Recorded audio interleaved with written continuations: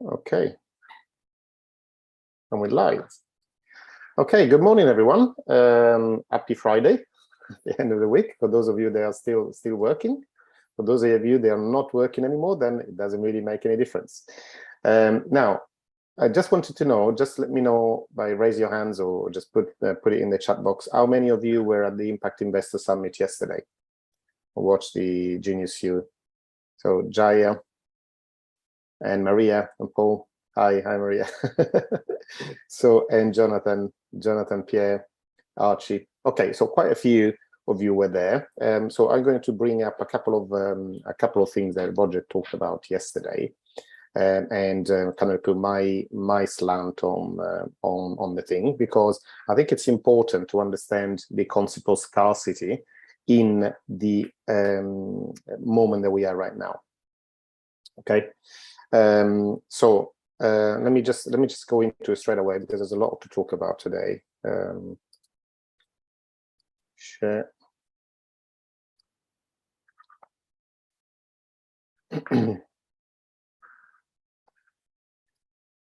Okay, so this is one of the biggest things that Roger talked about yesterday, was kind of like talking around the currency collapse and what we are going to kind of like experiencing right now. I mean, we can see with our own eyes, not because anybody is telling you, any particular expert, but you can actually see yourself, and you can check all these details.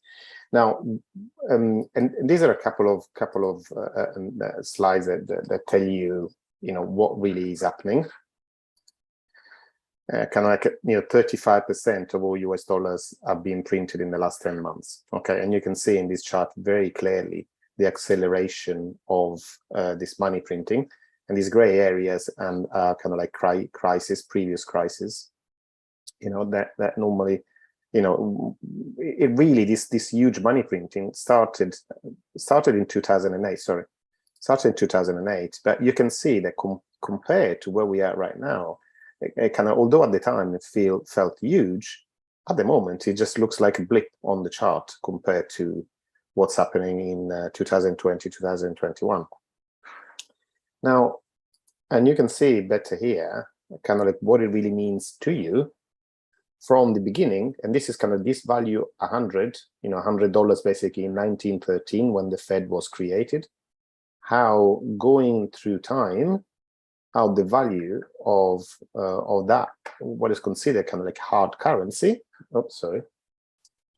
hard currency has changed. Okay, and you can see that $100 in 1913 by the Great Depression, I've lost already 30% of its value. By the Second World War, then we've gone below 40, and right now it's more than 95% decrease in value since the creation of the Fed. So since before the First World War. So, and now what I really, so this is as much as I am going to just, maybe we'll have a look at the next slide. So this is generally how, I'm not talking about economic cycles, but kind of like more general cycles in world order. So when a new phase is generated, we start a new world order, then there's a period of peace and prosperity, and then there's a growth of productive growth or debt. Then we get a financial bubble, then we get the birth of reserve currency, and then so on. All these different phases. There's financial bust and economic downturn, printing money and credit. So we are just now between these two phases, the printing money and credit and the revolutions and wars. Okay, so then what will follow this? There will be a period of debt and political restructuring, and then we're going to start another period of new world order. So now the discussion is, what would this look like, and what the new world order will look like? So these are the big questions that we are talking about at the moment. So this is why I wanted to frame it and tell you actually what it means and why we got to this point and where we can go from here. Now, if first of all, understanding why we even using money, and I just this can be maybe confusing. Let me just like stop sharing for a moment. What we use in money simply is just to make trade easier. Okay, I'm not going to go really into it because you heard me talk about it several times. So, but generally, from simple economy of barter, then when people have more than they need to store their value in something else, and so as a community, generally, community goes for something that is difficult to control and to reproduce. Okay, so over time there have been many different forms of money that have been adopted by communities, going from shells to glass beads to rice stones, so many different forms that the communities have adopted to exchange value. Okay, so what is generally what it's sometimes difficult to understand, that money is a thing that people can buy on the market like any other good. So it's a market good. Okay, they simply communities decide to agree on a good they use for storing and exchanging value, because one of the most important functions, apart from you heard all these things about money, but probably the most important function is that nobody, potentially, at least this is the best form of money, nobody can control. So no king, no institutions would be able to control the issuance and the value of this thing that we use to exchange value. Okay, so called money.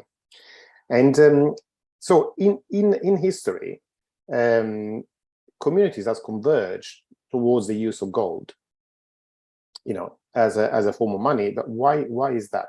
Simply because it's rarity. So it's available, in all across the world, but it's very rare, and it is difficult to extract. Okay, so the cost of extracting gold, if you actually go and mine gold yourself, is similar to the value of gold. So the amount of work, physical work, that you need to put in to extract an ounce of gold is very similar to what you could get by putting that kind of work somewhere else, tending the land or doing anything else. Okay, so that's the concept of hard money, somebody that is difficult to control and as a value that is recognized all across the world. Now, gold has a problem though. It's especially when we're talking about modern economies, the kind of with long distances and trade that is, they then occurs with users that are very far away. So gold is heavy to transport, and obviously it's also kind of dangerous to transport, because then it's easy to, for kind of like pirates or in other eras, pirates or thieves to get their hands on it. Okay, so this is what has caused mainly the birth of banks. Okay, because banks were kind of where people would store their gold in the bank's vaults, so the gold will be kept secure, and then the operations will happen in the bank's ledgers. So one bank will trade with another bank, and then the users of the bank could transact with each other without physically transporting the gold. Okay, so you have the money in the banks. The banks will issue and something easy to transport, like a certificate of deposit, and you would exchange this. And then banks would trade with each other, and eventually they would balance the amount of gold they each get by physically transporting eventually. Okay, but it would be just one transport, and all the small transactions, they would be netted off against each other in the bank's ledger. Okay, they're similar as similar as banks do today. They generally day to day, most of the transactions just happen in a change in the value of your account and the value of another user's account within the bank, and then at the end of the day, they regulate the balances between banks. Okay, so what is happened then in when the world went off the gold standard? So basically, central banks then became the place that will store the gold for the whole country. Okay, and then it would emit money representing the amount of gold that they held in the bank. Now, unfortunately, what happens is that with a lot of concentration of power comes a lot of temptation. So banks very early realized that not all users would come and claim the gold, but only a small percentage actually would come and claim the physical gold from them. So they could basically use that gold more than what they physically had in the storage. So central banks then started printing more money, okay, than the gold that money really should have represented. So it became that not a one-to-one items. So like, let's say that $1 will represent 1 gram of gold, but now $1 would have 0.99, and then 0.98, 0.97. It became, the amount of gold smaller and smaller and smaller. And this, by the way, is what caused one of the main causes of the fall of the Roman Empire. Okay, because successive emperors kept trimming the amount of gold in the coins. And that's also one of the reasons why the Eastern Roman Empire then lasted another 1,000 years, because they adopted the solidus and they kept the amount of gold constant for 1,000 years. And the economy in that side of the Roman Empire, boomed during that period.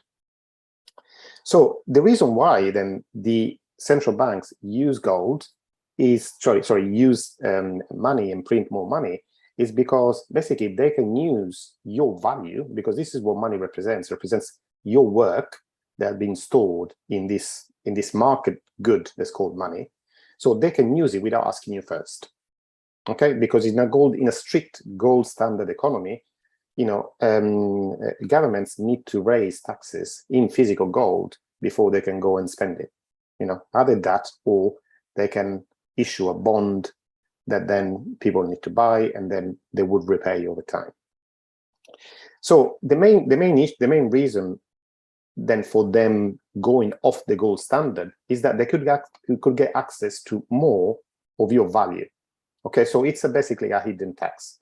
Management of money gives you kind of like ease of use in a way. It gives you that kind of like idea that they're doing you a favor, because they're making it easier for you to trade and to exchange with other people, money. But really, on the background, they are really using it to tax you, to take some of your value away.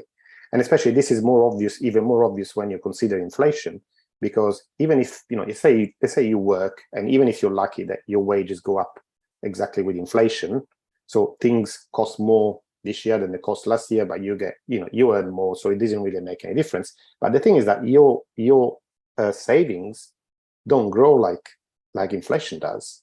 So already inflation is a tax on savings. This is what economically considered is a tax on savings.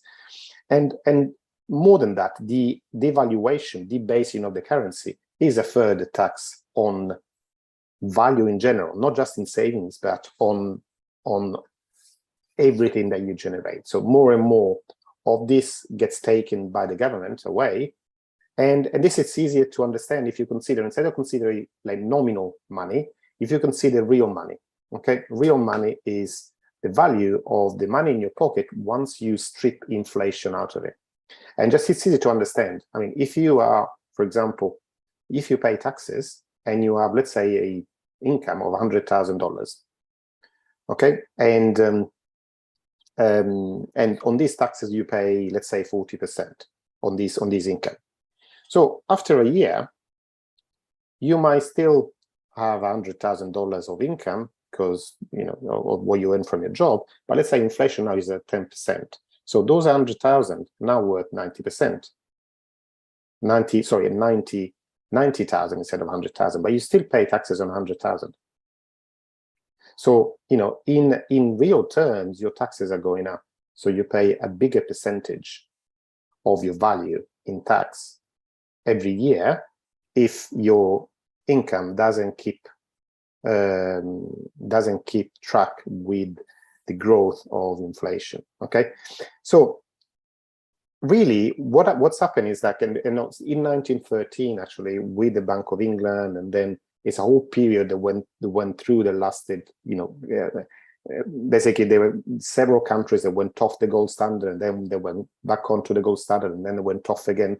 And then we had the Bretton Woods Agreement, where the dollar was connected to gold and all other currencies were connected to the dollar. So there was a, kind of a sort of gold standard. Then in 1971, Nixon decided to end the gold standard altogether. And since then, we have been in a fiat standard world. Okay, so every time this has been tried in the past, it has failed. And what we are going through now, we're speeding towards a new failure. So what happens now in history, every time that we have had a failure and we have to start again a new system, we always go back to the gold standard. And this is what I wanted to, so a currency is backed by gold. And this is why I wanted to kind of share something else with you to understand the concept of scarcity. Because when you're saying that, sorry, where am I? So when we are talking about gold as a scarce, like a difficult to get item, we need to understand the scarcity is all relative.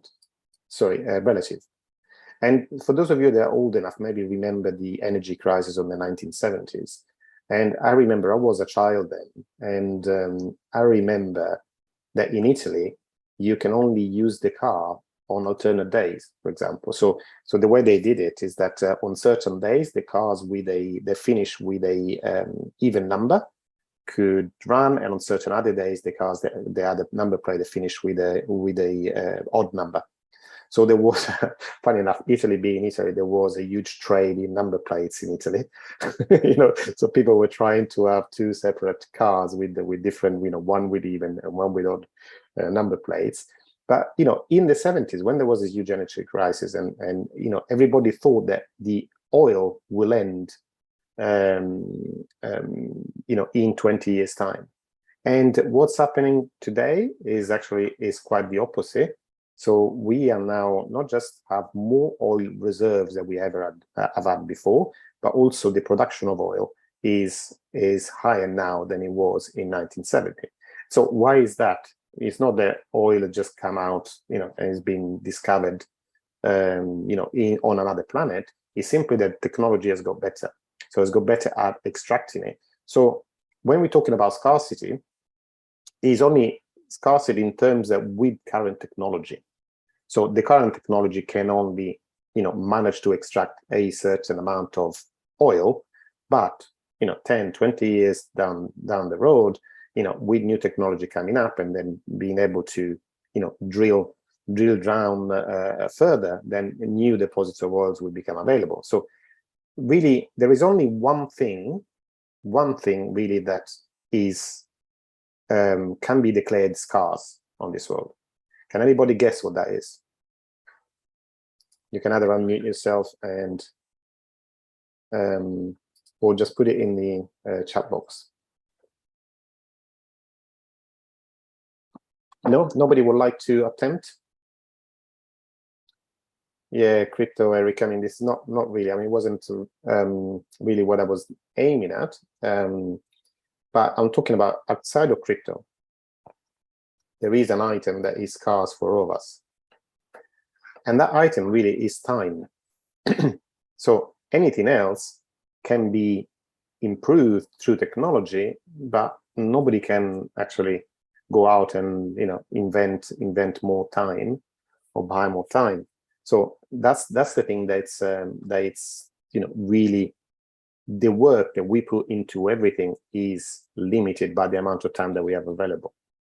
Okay, now, so when we're thinking about a new world order or a new currency that will come out after the US dollar crashes and all other currencies, because that, if that does, it's not going to be the only currency that crashes. And this is where sometimes I maybe disagree with what Roger was saying yesterday slightly, because yes, there is a kind of like a new impetus from the other side of the world, like China, Russia, India, Brazil, to create a different reserve currency, but that would be no different from the dollar. Yes, it could take over from the dollar, but then it will still be a fiat currency that has the same problem with the dollar in the long term. So it would just mean kicking the can down the road, a slightly different world order, but it wouldn't change the structure.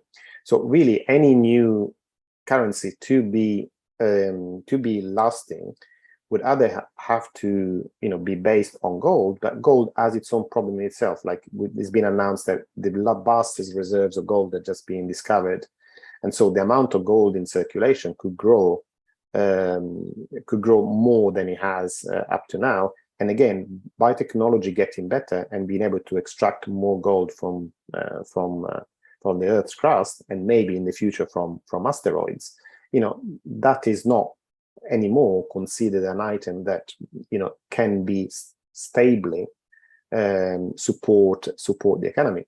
So then we go into, now this is where crypto comes in, and where Bitcoin, the Bitcoin genius, the invention genius come in, because this is the first time that absolute scarcity has been invented, and has been invented with a structure as well that cannot be controlled by any single entity, or geographically by any particular corporation or country or nation state. So potentially, what could we be looking at for the future? And maybe if it's not in this transition, it could be in 10, 15, 20 years time, that a global currency is based on a cryptocurrency, whether it's Bitcoin on something or something else. But that wouldn't mean that every transaction is done in Bitcoin. That would mean simply that Bitcoin could be the reserve currency.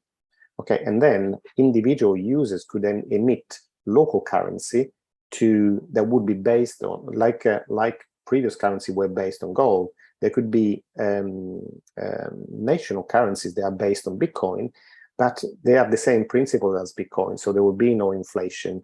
You could check them on the blockchain, and you can make sure then that everything in the end, the layer where you record the ledgers, kind of like the layer where at the moment where the central banks operate, is recorded on Bitcoin. Okay, so this is what it could look like in the future, because it's the first time really that kind of like a version of absolute scarcity and absolute truth in a way, because the mechanism to support Bitcoin ensures that maybe is the only reliable source of truth. And this can be discussed, but this is the way I see it. We could really see as the future based of a new international currency. And if you think about it, at the moment, the international currencies are very few. So we're talking about the dollar, the euro, in smaller version and kind of quickly disappearing, the pound, and the reserve rights or the IMF. Okay, so there's very few currency they use for international trade. But think about how difficult it is to trade between, I don't know, let's say the UK and Australia or Japan, and how many intermediaries these transactions need to go through if you are trading anywhere in any of this currency, and the simplicity of instead doing a direct trade using Bitcoin, for example, and you can complete it in minutes instead of taking days and having a lot of the value from that transaction taken out by intermediaries. Okay, so this is kind of like I wanted to frame in a way what I see that could happen in the future, and this is why I'm also holding a lot of my value in crypto. Not just to gain more dollars or to gain more pounds or something like this, because it's also something that is difficult to be controlled by institutions. They could ban Bitcoin in one country. That wouldn't stop you holding it in your cold wallet and taking it with you if you wanted to. Eventually, if there was a problem, a war or something like this, you need to take your assets with you.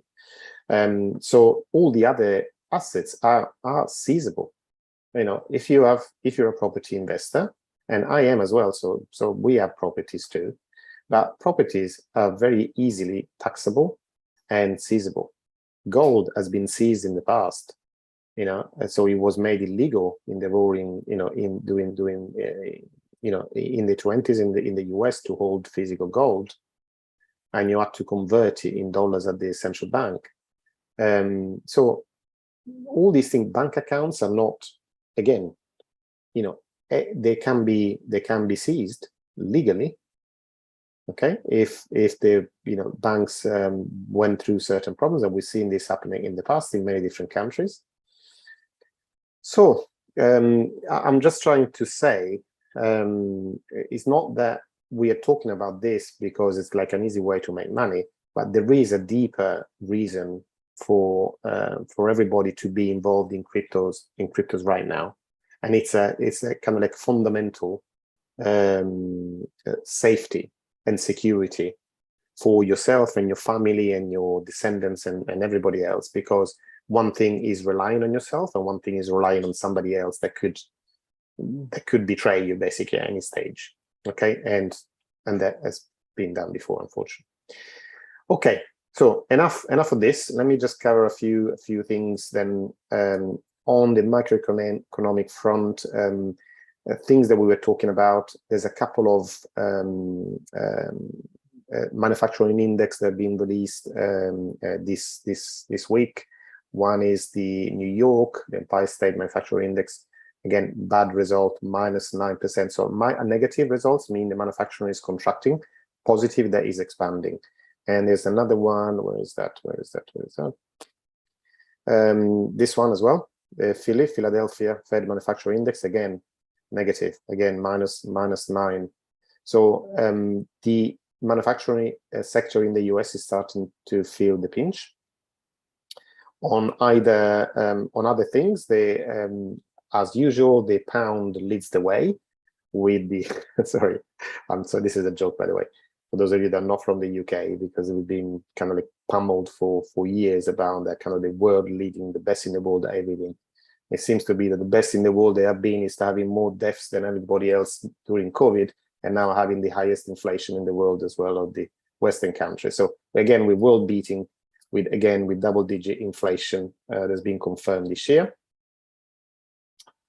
And the other thing that's been released today, which is interesting as well, in the UK, just to tell you how bad the situation is, apart from the fact that retail sales are again going down month on month, but this is quite bad. The public sector net borrowing now, there's kind of like just because of the mess that happened kind of this month with the budget, and now with the Prime Minister resigning, kind of like just this month we had 19.2 billion of public borrowing, and it's about 4 billion more than what was expected.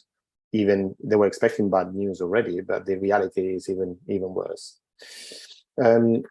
Now there are some good news for crypto as well, and so this is what I want to bring you. This is two places that both Fidelity and this N26 have launched a crypto trading service. In particular, Fidelity has launched an Ethereum index fund, and now they will allow custody and trading services for its biggest clients. Okay, Fidelity it's a huge fund manager and asset manager in all over the world. So again, guys, these are the big boys now moving into crypto because they can't stop doing it anymore. And also there's an N26, which is a European digital bank, and another $1 trillion asset manager announced the launch of crypto trading service for its clients. This will start will be available on the Austrian market first in the next few weeks, and then will expand later to other countries in Europe. So again, guys, big boys moving into making crypto again exclusively for the biggest clients. Okay, so it means that now they're trying to give the best clients an advantage, but really it's although they're making these claims as if they are the only ones that can allow these things, but everybody can get access to the same markets even without going through Fidelity. So just think about getting yourself educated so you can take part in these markets and play as well as the big boys. Now, the IRS now in the US has broadened the digital assets category to include NFTs. So again, this is talking, it is more on the regulation side, but although both crypto and NFTs are considered property in the US, okay, but all these definitions are making it easy for people to understand where they stand, and how to report the crypto transactions when they file their tax returns. Okay, so in a way, for me, kind of like all these are news because they give certainty to the public and then invest in these things. Okay, so and many people is thinking, oh gosh, this is such a nightmare. I wouldn't know where to start with thinking about my taxes, and it's becoming slowly easier to both institutions now recognize it, and this is a big a big asset class that many of the citizens are using, so they need to regulate it properly. And to for individual users, then they know they know what they're supposed to do, rather than having to kind of like guess and hope, as it has been really pretty much until now. Now, on a different subject, in the real people that benefit from using crypto are the people where their economy is already failing. So, and this is obvious in Latin America, where there's been a swift crypto adoption, mainly driven by remittances. So people that send money home, and I think about the difference in about sending money home in crypto cost this little, or sending money home through Western Union or through a bank costs huge. Okay, so there's been a really interest, but not just that. But look at this statistic. Share, or make it a little bit bigger. Share of small retail transactions volume made up of stable coins. So this is in 2021 to 2022. In Venezuela, one out of 3 transactions, this is talking about retail, small retail. So you're going to buy fruit, coffee, or or something like this. 1 out of 3 transactions are made in stable coins because people don't want to use the local currency. In Argentina as well, 31%, Brazil, 28%, Mexico, 19%. So it's normal it's becoming normal in these countries to use stable coins for payment rather than, local currency or US dollars. And in a different thing. So this is still in the same area. Now, Brazil will allow you now to transact in Tether through 24,000 ATMs. So that means you can go to an ATM, deposit your Tether, and take out cash. Okay, and this is why are they doing it? Because they see that so these are banks trying to get into the kind of like the stablecoin markets, because otherwise they can see they're quickly becoming irrelevant. Okay, because these are more people. There are, in Brazil alone, there are 34 million unbanked adults. Okay, so but these people, although they are unbanked, they don't have a bank account, but they have a mobile phone. So if they have a mobile phone, it's easy for them to have a crypto wallet. If they have a crypto wallet, they can have stable coins, and if they have stable coins, they can go and spend them with the local the local shop that takes stable coin payments. Okay, so this is showing you the real why crypto is important. It's not just a gimmick or something like the new technology that will disappear. This is changing people's lives on the ground floor, and especially where the institutions have failed. Look at Venezuela. That's a shining example of this. And in other countries, places like Zimbabwe in Africa, and so on. So this is changing lives on the ground floor. On a different thing, Binance keeps making strides in their compliance. Okay, and they spent a lot of money. So they started last year when they had problems in the UK and in other countries. They spent a lot of money employing lots of people that were previous regulators. Okay, so experts in compliance.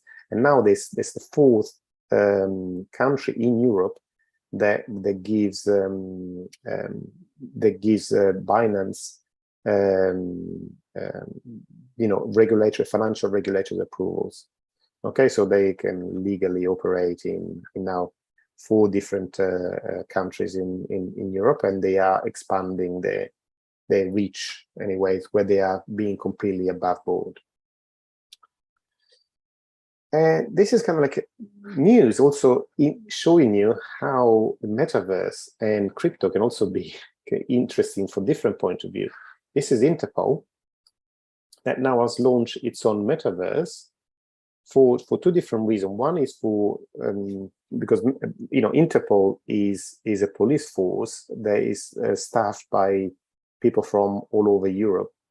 Okay, so it's not based in a specific in a specific country, but they got experts from all over Europe that are working together to in particular to look at crimes that go beyond borders. Where just a nation state wouldn't be able to solve a crime because it involves other nationalities and other jurisdictions. So they're using it both for international crimes and to improve the training, but also they're starting to have actually a section for online metaverse crimes. Okay, and there have been you can see here the list of potential crimes, and there are some that have already been reported in many different. There are crimes against children, data theft, money laundering, financial fraud, counterfeiting, ransomware, phishing, and sexual assault and harassment. Okay, these are all crimes that are happening right now.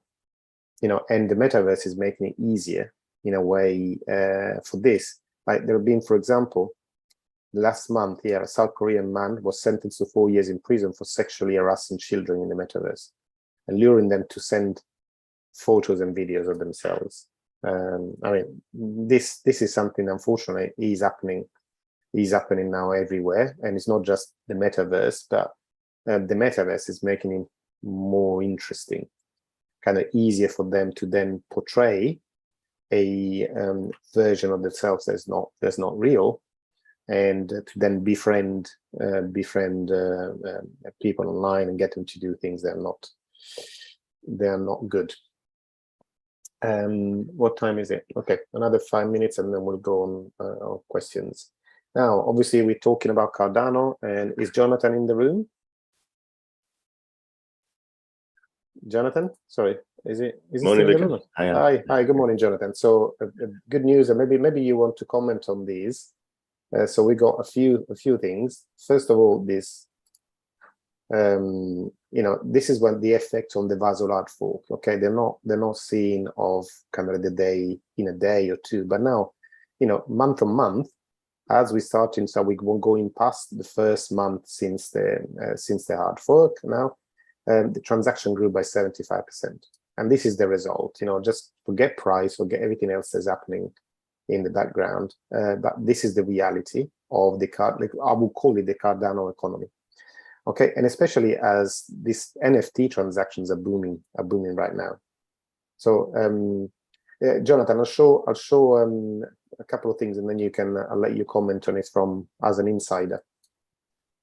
So this is kind of within a week, Cardano recorded a 280% spike in NFT volumes. Okay, so these are kind of like you can see day by day the NFT volumes. And now in this week, we've gone from 800,000 to, doubling on the 16th. And then, the special events on 17th and 18th were almost like 3 million on average. Okay, so it's now becoming, Cardano is becoming the third network for NFT volumes, the third blockchain, and it's growing all the time. Okay, and Jonathan can tell you more about the specificity of Cardano NFTs compared to other projects. And this is another big news as well, because now Milkomeda that is basically created a side chain on Cardano that has Ethereum virtual machine capabilities. Now it works also with Algorand. So and again, Algorand is not compatible with the Ethereum virtual machine. They got like the Algorand virtual machine.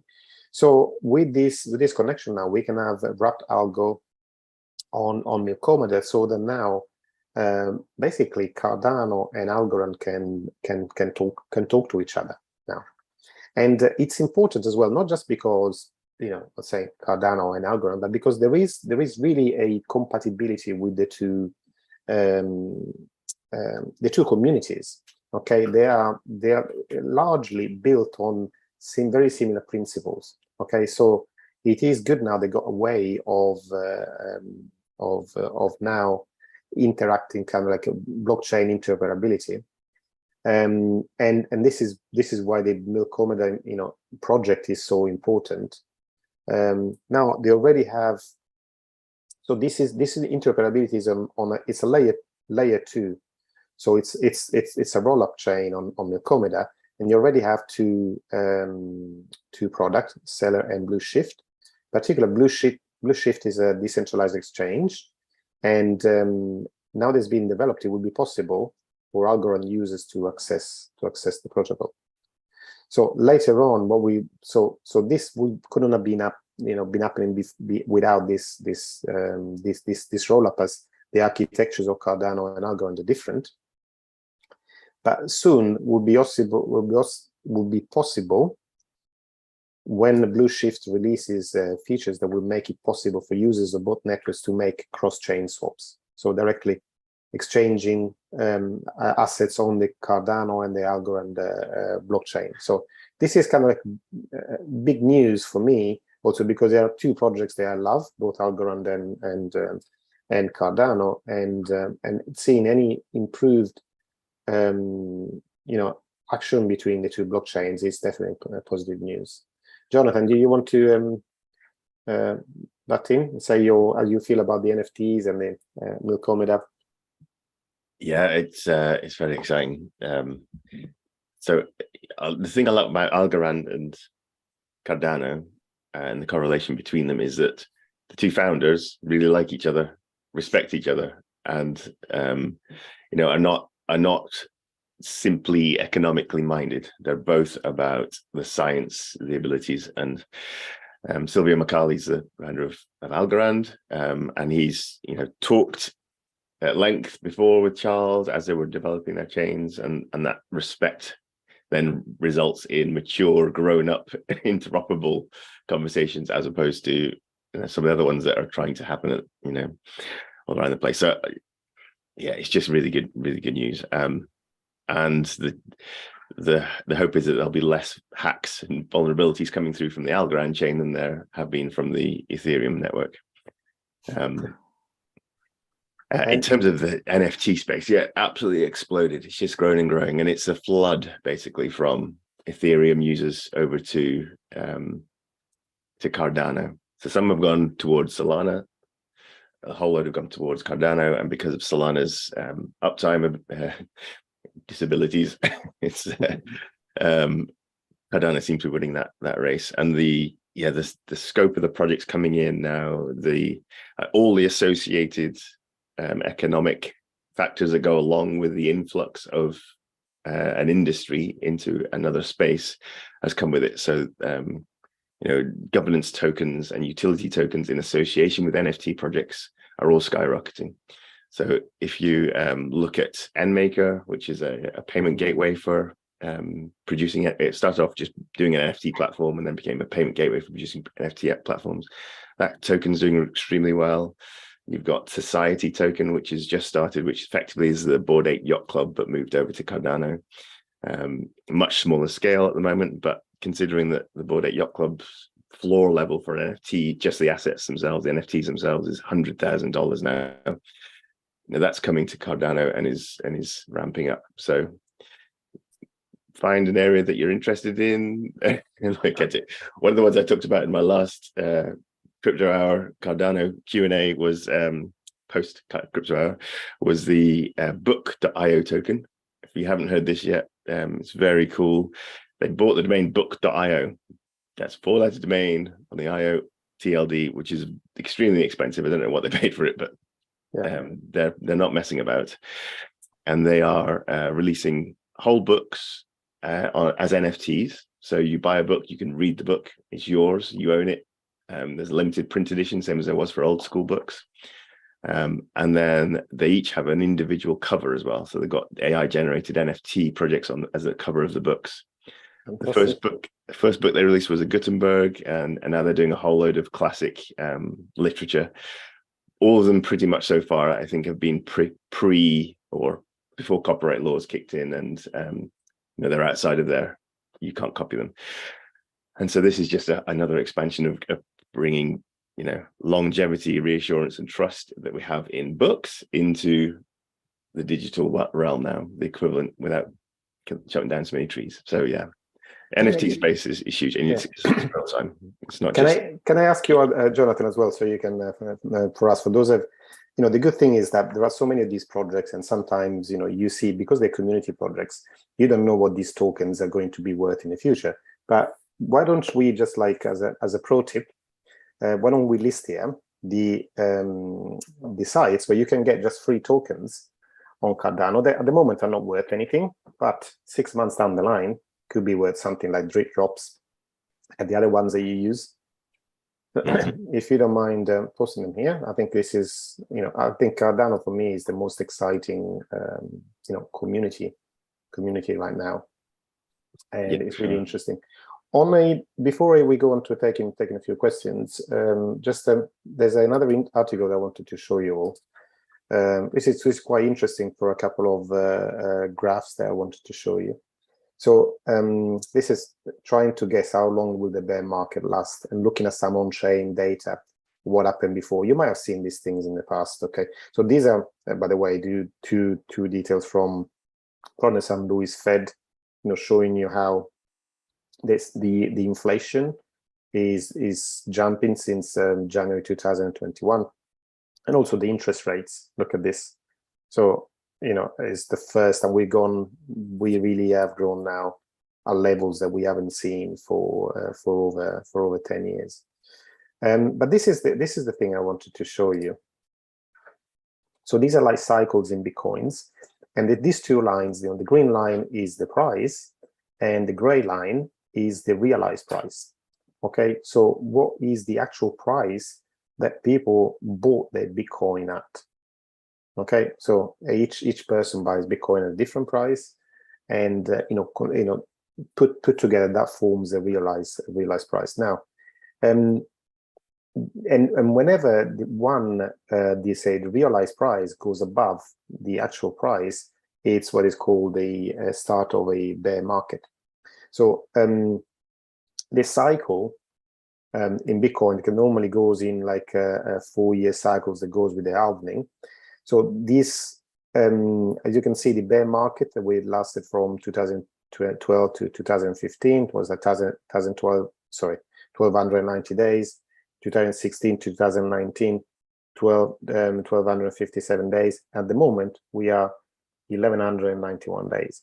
So there is, take it with a pinch of salt if you want, but there is a, idea that we could start bottoming out anytime between November and December. So this is just to make you realize as well, and and we're still now in kind of like negative territory from the start of that cycle, and as you can see, kind of like then at the end of the cycle, then we start another period of growth, before we then have a bear market period. It goes, as you can see here, 12 to 15, is 17 to 18, and now from 2021 onwards. Okay, so at the moment we're still into negative. When we're looking at 2020 since to present, we're still at minus 10%, and we are now, the peak of the cycle has taken like about 3 years now. This period is supposed to be coming to an end. Okay, and this is where we see the, every 4 years, the Bitcoin's price, Bitcoin rewards that the miners get are halved. Okay, and that creates a cycle in Bitcoin. So this is the first cycle, going from, this is where the first, the first halving was here from 52 in 2013. second one in 2016, then 2020, and the next one will be in 2024. You can see that each halving has kind of like was created a new cycle, and in each one with each cycle we have a lower, a higher peak being reached. So we'll see where we can take. The next cycle will take us, but then it will, again, will be a function of the previous peak. Okay, so you can find out if you want, and if you want to have a look at these metrics. Oh, this is another interesting one actually I wanted to show you. This metric here in particular, this is the correlation between Bitcoin's price and the stock market. So if we go, you can see it goes back to 2017. So all the way to 2020, there's really not been any correlation, because this is 0.1 is very, very weak correlation between the two. Okay, and it is sometimes, so you can see the black line. Sometimes it was positive, so they go in when it's positive, it means that the two assets are going in the same direction.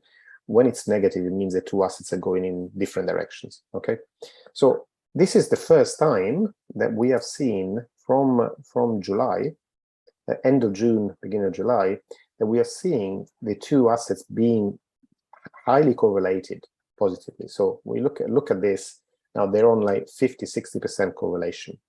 So that means that they are moving in tandem, really. So they're going the same direction completely. Okay. So and we must say, okay, why is this happening? And the general thought is now that there is a much bigger involvement from institution in the market. So this might be causing this much higher correlation that we have seen in the past, where it was mainly individual users in this market rather than big companies and big investment funds. Okay, so let me just now stop this. I'll copy this. I'll put it in a chat box if you want to read it.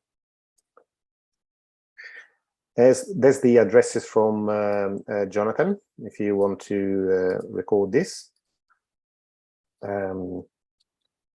Make sure that you save all this, because this is where you can get free Cardano tokens.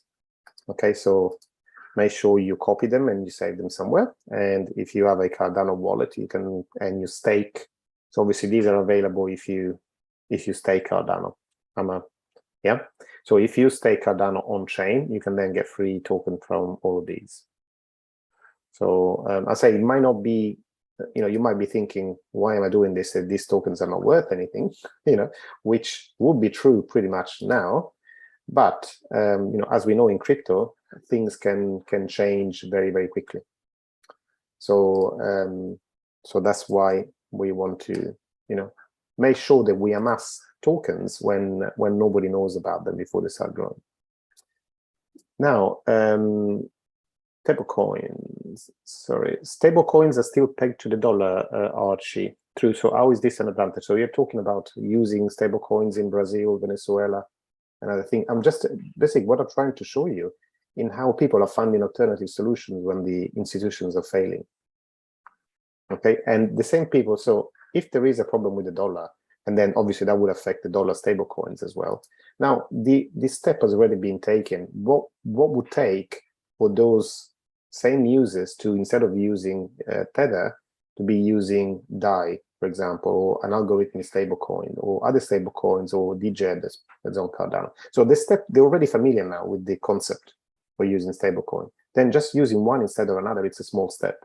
So this is why it is a big step in terms of adoption, Archie. Now, Paul, if you had 10,000 available, what would you do with it? Sorry, Archie, were you saying something else? No, I just wanted to say thank you. It's all right, no problem. Paul, are you there? Yeah. What would you do with $10,000? I would go and have a cruise at the South Pole. That's what I would do with it. If you're thinking about investing, that's a different matter. Yeah. So this is what we're talking about. Investing at the moment, I would say investing in, for me, Cardano and Cardano ecosystem is probably one of the smartest way of taking part of what the mass adoption is going to come for me. Not to say, then it depends. So Paul, this is not, by the way, this is no investment advice, and the investment decision depend very much on your circumstances and what that money means to you. If it is kind of like, surplus money that you can gamble away, or you can, you don't need right now, it is one thing. If it was money that you need for, to pay for your children's education or something like that, would be a different thing, because one thing that we don't know about crypto is the timeline. Okay, although we do know about adoptions in the future, we don't know about when this is going to happen, really. Not taken as financial advice, Luca. Yeah, sure. But I think at the moment, I would say, I mean, for me, and funny enough, I've been saying this for 2 years now.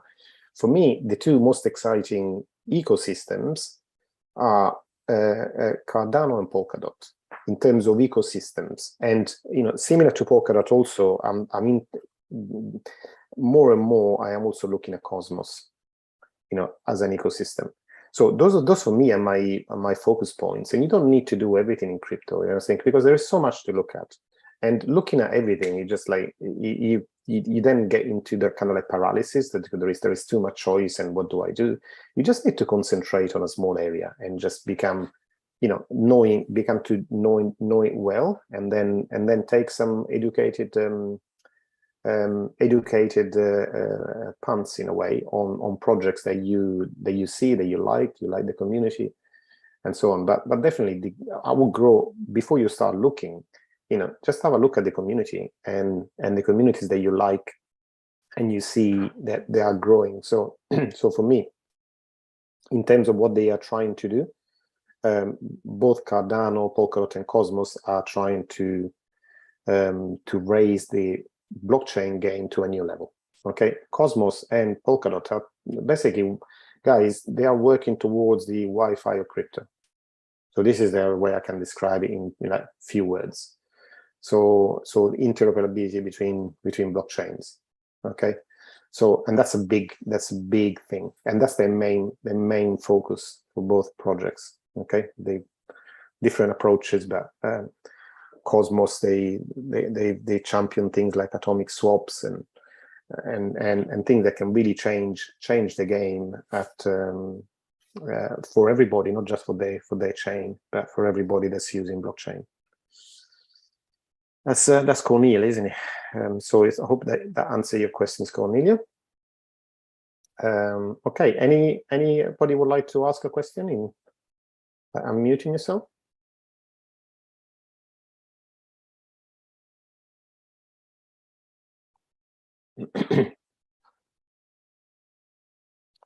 And again, I suppose by now all of you know the link to Jonathan's session at 9:30. But just in case, Jonathan, just please drop it in again, just to make sure everybody has it handy, just in case. I should be able to pop in today as well, as I don't have normally I'm just got lots of meetings at that time. But today I've got half an hour free. So just drop it in for me as well, so I can click on it straight away. I'm lazy.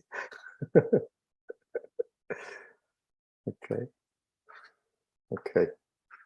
All right, guys. I mean, if you have not anything else before I close the call, if you have anything that you want to ask about anything at all, I could finish maybe. Let me see if I got something I can show you for my UK friends. If you're not UK based, I'm just loading something on WhatsApp. Okay, just give me 2 seconds.